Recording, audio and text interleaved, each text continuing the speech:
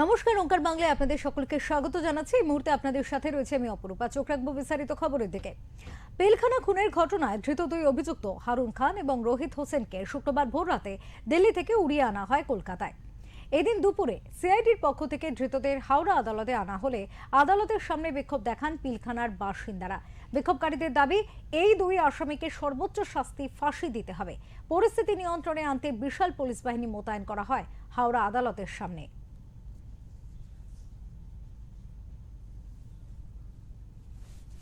এবং তারা চাইছেন যে এই ঘটনা একেবারে নিরীহ তাদের উপযুক্ত শাস্তি তারা দাবি করছেন।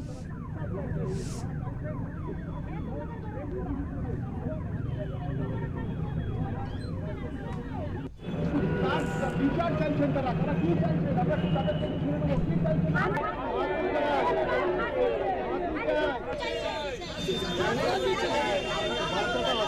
ফাঁসি চাই, ফাঁসি चाहिए। फांसी फांसी फांसी चाहे फांसी जाने का मतलब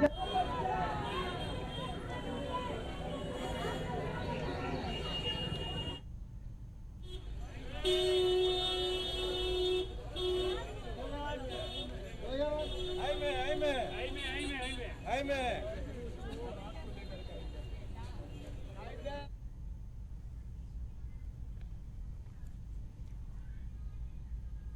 এই মুহূর্তে আমাদের সাথে রয়েছে আমাদের প্রতিনিধি হাওড়া থেকে অনুপ রায়। অনুপের সাথে কথা বলবো, জানবো আপডেট কি রয়েছে। অনুপ, যেখানে দুই ধৃতকে তাদেরকে নিয়ে আসা হয়েছে এবং সেক্ষেত্রে যেমনটা দেখা যাচ্ছে যে পিলখানার বাসিন্দারা তারা দাবি তুলছেন সর্বোচ্চ শাস্তি ফাঁসি দেওয়ার দাবি জানাচ্ছেন তারা। এ সম্পর্কে বিস্তারিত জানবো তোমার কাছ থেকে। কি পরিস্থিতি ছিল আদালতে? দেখো, অপরূপা, হারুন খান এবং রোহিত এই দুই দুষ্কৃতীকে গোলাবাড়ি থানা পিলখানার যে শুট আউট কাণ্ডে দিল্লির জামা মসজিদ থেকে হাওড়া পুলিশ কমিশনারেট পুলিশ তাদের গ্রেপ্তার করে। এরপরে তাদের রিমাইন্ডে আনা হয় হাওড়ায় নিয়ে আসার পরে তারা এই সিআইডির হাতে এদেরকে তুলে দেওয়া হয়। আজকে তাদেরকে কোর্টে তোলা হয়েছে, এই হারুন এবং রোহিতকে দুই দুষ্কৃতিকারীকে তাদেরকে হাওড়া করে তোলা হয়েছে। এরপরে তারা দেখো তার শফিক খান যিনি খুন হন তার পরিবারের লোকেরা কিন্তু এলাকা বাসিন্দারা তারা কিন্তু তার ফাঁসি চান। এইভাবে যে দীর্ঘক্ষণ তারা কিন্তু এই আন্দোলন করতে থাকেন এবং এই খুনের প্রতিবাদে তারা এই যখন তাদেরকে রোহিত খান এবং হারুন খানকে যখন নিয়ে আসেন তখন তারপরে কিন্তু এলাকার বাসিন্দারা ছুটে আসেন এবং তাদেরকে এই যে খুনের প্রতিবাদে তাদেরকে ফাঁসি চান এবং যাতে তারা জেল মুক্ত না হতে পারেন তার জন্য প্রতিবাদ জানান। হাওড়া পুলিশ কমিশনারেটের যে জেল ছিল যে তাদেরকে কোর্টে তোলা হয়েছে সেই সময়। অপরূপা, অনুপ, এক্ষেত্রে ধৃতদের বাড়ির লোকের কি কোনো রকম প্রতিক্রিয়া পাওয়া গিয়েছে?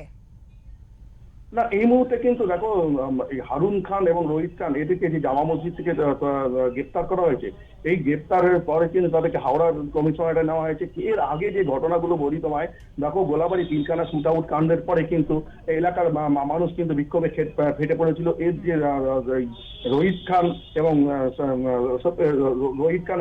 হারুন খানের যে ভাই তিনি এলাকার বাসিন্দা, তাকে কিন্তু ব্যাপকভাবে মারধর করা হয়। এলাকার বাসিন্দা মারধর করে তিনি গুরুতর জখম হয়, হাওড়া হাসপাতালে ভর্তি হয়।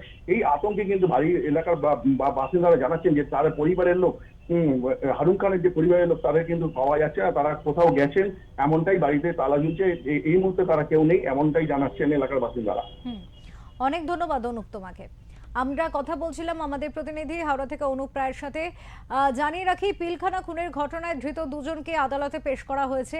এক্ষেত্রে দিল্লির জামা মসজিদ এলাকা থেকে কিন্তু তাদেরকে গ্রেপ্তার করা হয় এবং পরবর্তীতে ট্রানজিট রিমান্ডে নিয়ে প্রক্রিয়া শুরু করা হয়েছিল এবং সেই মতোই কিন্তু দিল্লি থেকে আজকে নিয়ে আসা হয় কলকাতায় এবং সেখানে হাওড়ায় কিন্তু আদালতে তোলা হয়। কিন্তু এই ক্ষেত্রে যেটা বলা হচ্ছে যে ধৃতদের যারা বাড়ির লোক তারা কিন্তু ইতিমধ্যে আতঙ্কে বাড়ি ছেড়েছেন, কারণ এলাকা যথেষ্ট উত্তেজনাপূর্ণ হয়ে আছে এবং এদিন আদালতে ধৃতদেরকে আনার সময় কিন্তু সেখানে দেখা যায় পিলখানার যে বাসিন্দারা তারা কিন্তু রীতিমতো বিক্ষোভে ফেটে পড়েন এবং তাদের ক্ষোভ প্রকাশিত হয়।